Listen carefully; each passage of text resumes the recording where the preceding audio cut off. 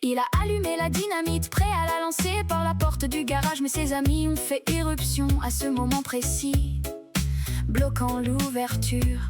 Il a alors visé une fenêtre, mais la charge a heurté le cadre et a rebondi, explosant sur lui. Ils l'ont rapidement embarqué dans un bateau pour l'emmener à l'hôpital.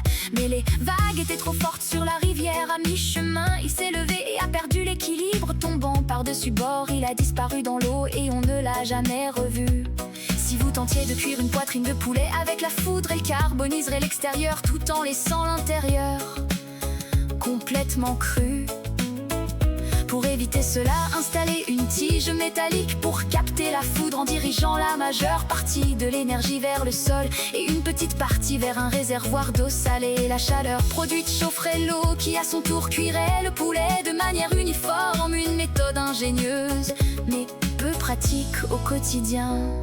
Autrefois, lors des mariages anglais, les invités jetaient leurs chaussures sur les jeunes mariés pour leur porter chance. Une tradition qui s'est transmise au fil du temps.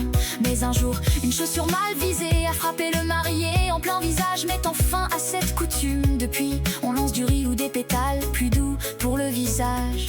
Si vous ratez une célébration devant la foule, ne simulez pas une blessure, ne tentez pas immédiatement de recommencer, car le résultat serait pire.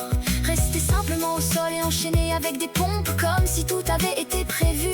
Vous transformerez ainsi un moment embarrassant en un spectacle improvisé.